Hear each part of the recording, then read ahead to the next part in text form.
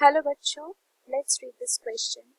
The question says, mention one example each from plants and animals exhibiting divergent evolution. तो हमको question में पूछे जा रही है प्लांट्स और एनिमल्स जिसमें डाइवर्जेंट एवोल्यूशन होते हैं उसका कोई भी एक एग्जाम्पल देना होगा each from plant and animal.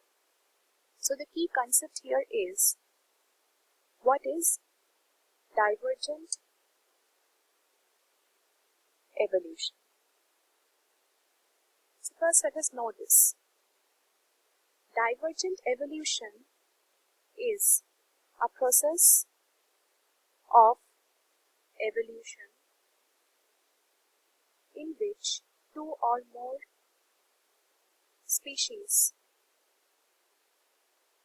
evolving from a common ancestor become increasingly different over time. That is due to adapting to different environmental conditions,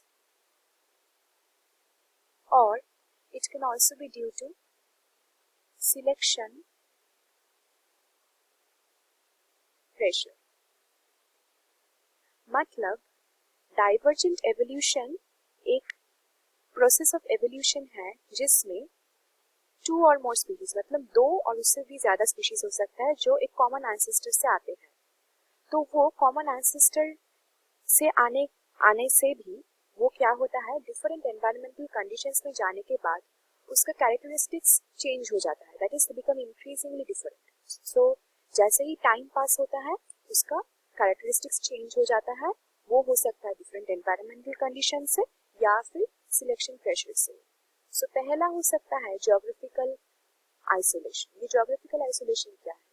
geographical isolation में एक फिजिकल बैरियर होगा जो लोकेशन में डिवाइड कर देगा दोनों स्पीशीज में.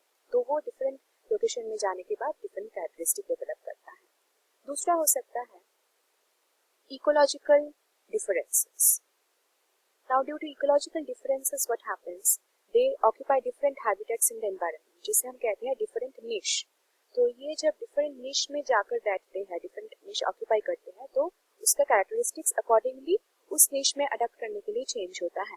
फिर आता है सिलेक्शन प्रेशर. ये सिलेक्शन प्रेशर है कि डिफरेंट एनवायरमेंटल कंडीशंस की वजह से कोई ऑर्गेनिज्म जो उसमें फेवरेबल होता है वो सिलेक्ट होता है और दूसरा ऑर्गेनिज्म जो होता है वो मर जाता है. तो इसे कहते हैं सिलेक्शन प्रेशर. फिर आता है जेनेटिक ड्रिफ्ट. अब ये जेनेटिक ड्रिफ्ट की वजह से भी एवोल्यूशन डाइवर्जेंट होता है, कैरेक्टरिस्टिक्स डिफरेंट हो जाता है. तो हम अब देख लेंगे एग्जाम्पल्स क्या है each from plant and animal. तो पहले ही हम देख लेंगे एग्जाम्पल फ्रॉम अ प्लांट.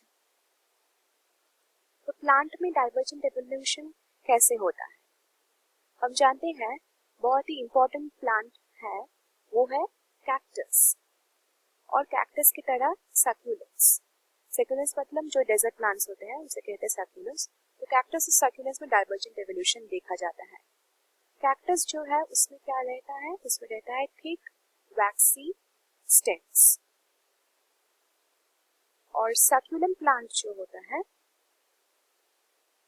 उसमें रहता है थिक लीव्स. और ये दोनों ही वाटर रिटेंशन में हेल्प करता है एरिड कंडीशंस में. पर ये दोनों कैक्टस और सक्यूलेंट्स एक कॉमन एंसेस्टर से आ रहे हैं, पर फिर भी उसमें कैरेक्टरिस्टिक्स डिफरेंस आ रहे हैं. क्यों? क्योंकि ये दोनों डिफरेंट एनवायरमेंटल कंडीशंस की वजह से डिफरेंट अडेप्टेशन करना पड़ रहा है इसको. सो कैक्टस कर रहा है वैक्सी स्टेम और सक्यूलेंट्स थिक लीव्स कर रहा है. तो या हम देख सकते हैं ये हो गया एक डाइवर्जेंट एवोल्यूशन. फिर आता है एग्जांपल्स फ्रॉम एनिमल्स. अब एनिमल्स में डाइवर्जेंट एवोल्यूशन के लिए क्या एग्जांपल हो सकता है? एक बहुत ही इंपॉर्टेंट एग्जांपल क्या है हम जानते हैं दोनों एनिमल्स हैं वो है वेल्स एंड हिपोपोटामस। तो ये वेल्स और हिपोपोटामस जो है इनमें भी कॉमन एंसेस्टर है, तो ये दोनों एक कॉमन एंसेस्टर से आ रहे हैं। तो जब इसका एंसेस्टर लैंड में रहते थे तो ये कॉमन एंसेस्टर था। फिर क्या हो गया, जब ये लैंड से वाटर में जा रहा था, ओवर टाइम इसका हैबिटेट चेंज हो गया। So due to habitat change they had to develop different characteristics to adjust to that environment. So to adjust to the aquatic environment, what did whales do? Whales develop flippers. तो ये जो flippers है ये whales में आ गया और streamline body जो है वो भी whales में आ गया। पर हिपोपोटामस उसमें तो flippers और स्ट्रीमलाइन बॉडी नहीं होता है। तो हिपोपोटामस में क्या होता है, हिपोपोटामस एक्वाटिक एनवायरनमेंट को अडेप्ट करने के लिए डेवलप किया short legs and webbed feet. और हमने क्या देखा, कॉमन एंसेस्टर्स के आने से भी इन दोनों में डाइवर्सिफाइड कैरेक्टरिस्टिक्स आ गया। वेल्स में फ्लिपर्स आ गया, हिपोपोटामस में आ गया short legs and webbed feet. तो ये भी एक डाइवर्जेंट एवोल्यूशन का एग्जांपल हो गया। So that's it with the question. Hope you understood it well. Best of luck.